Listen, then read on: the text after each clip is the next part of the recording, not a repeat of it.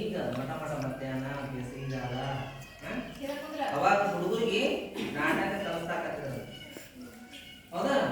ಹಿಂಗ ನಾಟಕ ಕಲಿಸೋದ್ ಮುಂದ ಅವಾಗ ಗುಂಡ ಯಾರು ಗುಂಡ ಬಾಯಿದ ಆ ಗುಂಡ ಏನ್ ಮಾಡಿದಂತ ಗುಂಡನ್ ತೆಗಿ ತಗೊಂಡು ಸರ್ ಕಡೆ ಕೊಟ್ಟ. ಅವಾಗ ಸರ್ ಬಹಳ ಖುಷಿ ಆಗ್ತದೆ. ಏನ್ ಗುಂಡ ಇಂಥ ಬ್ಯಾಸಿಯಾಗ ತಂಪನ್ ಮಜ್ಜಿಗೆ ತಂದಿರಲ್ಪ ಪುಣ್ಯ ಬರ್ಲಿ ಅಂತೇಳಿ ಮೊದಲ ಸರ್ ಮಾಡಿದ ತೆಗಿ ತಗೊಂಡ ಗಟ ಗಟ ಗಟ ಗಟ ಮಜ್ಜಿಗೆ ಕೊಡೋದು.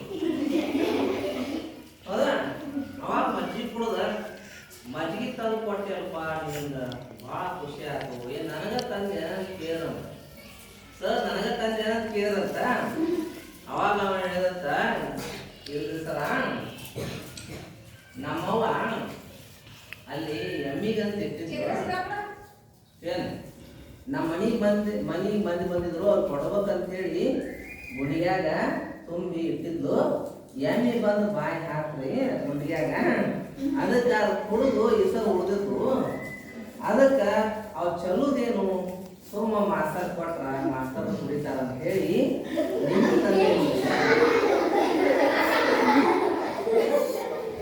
ಇಷ್ಟ ಅಲ್ಲ.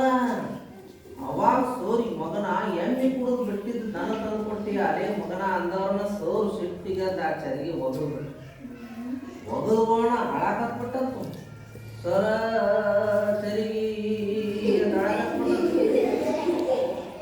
ಅವಾಗ ಸರ್ ಅಂದ್ರ ಮಗನ ಮಾಡುದು ಮಾಡಿ ಮತ್ತ ಚರಿಗೆ ಹೋದ್ರ ಅಳತಿ ಆ ಮಗನ ಅಂದ್ರಂತ. ಅವಾಗ ಅವನಂತ ಸರ ನಾವೆಲ್ಲಾರು ಸಂಡಾಸ್ಕ ಹೋಗಾಕ ಅದ ಚರಿಗೆ ಒಯ್ತೇವೆ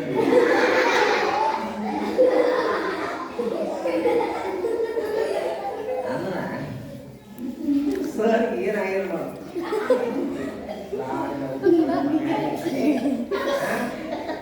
ಸಂಡಾಸ್ಕ ಹೋಗುದು ಚರಿಗೆ ಒಳಗೆ ಮಜ್ಜಿಗೆ ಅದು ಎಣ್ಣೆ ಬಿಟ್ಟು ಮಜ್ಜಿಗೆ ನನಗೆ ಕೊಟ್ಟಿಯ ಅಂತೇಳಿ ಹೊಡಿಬೇಕಂತ ತುಕ ಬದಿದ್ದೆ ಕೂಡೋದು.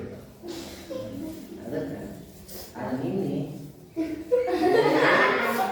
ಅಂತೇಳಿ ಶಾರದಾ ಗೊತ್ತು ನನಗೆ ಗೊತ್ತು ಮತ್ತು ಮುಸ್ಲಿಂ ಮೂರದಾಗ ಬರ್ತಾರೋ ಬೇಡ ಯಾಕೆ ಗೊತ್ತಾಗ ಬೇಡ ಗೊತ್ತೈತಿ ಸಾಕು ಉಳಿದ್ರು ಹೇಳೋದು ಬೇಡ. ಇರಲಿ